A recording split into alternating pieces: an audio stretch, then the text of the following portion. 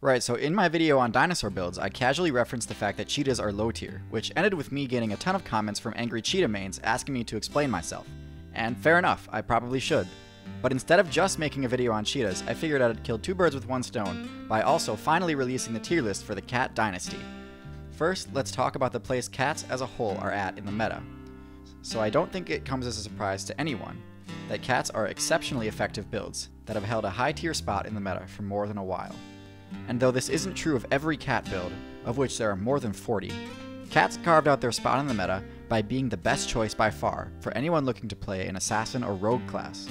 Their weapons and movement kit are carefully crafted to allow cat players to have an easier time scoring critical hits on their targets than most other carnivore players.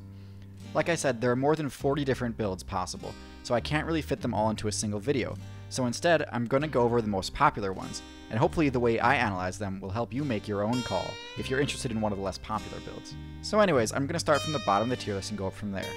Right at the bottom, we've got the cheetahs. They have the highest movement speed of any land build, which is definitely an impressive title to hold. When it comes to scoring kills on builds with high mobility like gazelles, antelope, and ostriches, there are a few better at it than the cheetah. But while this works against those particular targets in that particular situation, it serves no purpose when it comes to actually defending the kill.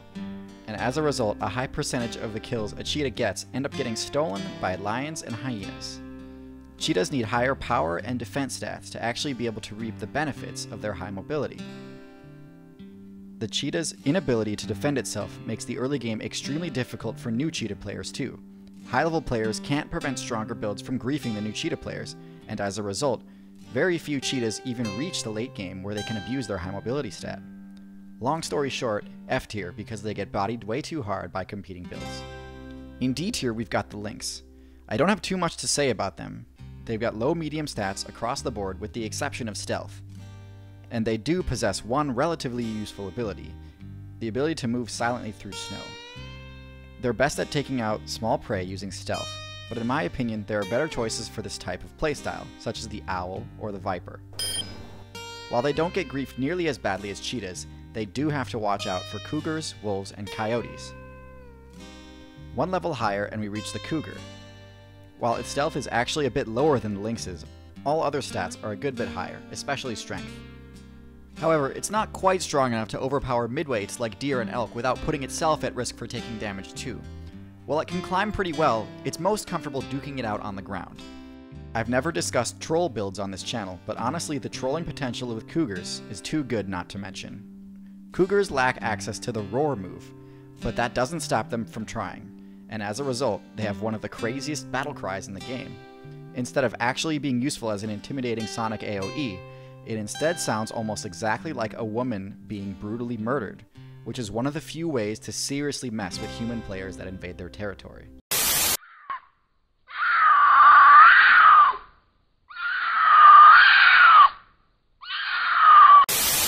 There are two major styles players opt for when going for a cat build, the feline style and the panther style. All of the builds so far have been in the feline style, which generally has higher mobility but lower strength. Panther style cats, on the other hand, are stronger, bulkier, and also have access to the panther signature move, Roar. So we're finally going to switch gears over to the panther builds as we continue up the tier list. The leopard build is the next rung up on the tier list, being Africa's premier solo rogue class. Of the panther style builds, this is the smallest. This offers the leopard players maximum mobility while climbing, a trait they use to the fullest. While it is definitely stronger than the cheetah, it is still no match for gank squads like lions and hyenas. But unlike the cheetah, leopards actually have a way to avoid getting their kills stolen. Leopards can climb much better than any of their competitors, and they do have high enough strength to carry their kill up the tree. This allows them to gain all of the XP they deserve. All these traits together are in the leopard high B tier. Now we're at A tier, and this is where the tier list gets a little muddy, since we've only got 2 tiers left to place quite a few more builds. If I'm being honest, even though I placed leopards in B tier, the snow leopard players, with their extra stealth bonus, have a strong argument for A tier. Anyways, at the bottom of A tier, we have the largest of the cats, the tiger. Not many unique abilities, but generally just very high stats. While tigers do have decent stealth, they rely more on their sheer power for winning fights. This allows them to take out tough and dangerous players like the boar. One top tier ability they do have is their incredibly powerful jump, making them deceptively mobile while appearing to have only average speed. Overall, if the tier list was simply about who would win in a one-on-one fight, tigers would be S tier, no doubt. Unfortunately, that isn't the case, because even though they'd lose in a one-on-one fight with a tiger, lions are undoubtedly more viable overall. If you watch my videos a lot, you know I see coordinated attacks as one of the most overpowered strats in the whole game, and lions are basically the poster child for coordinated attacks. So far, most of the other cats we've talked about all generally target players playing squishy targets, but lion players are some of the only ones bold enough to deliberately attack a tank.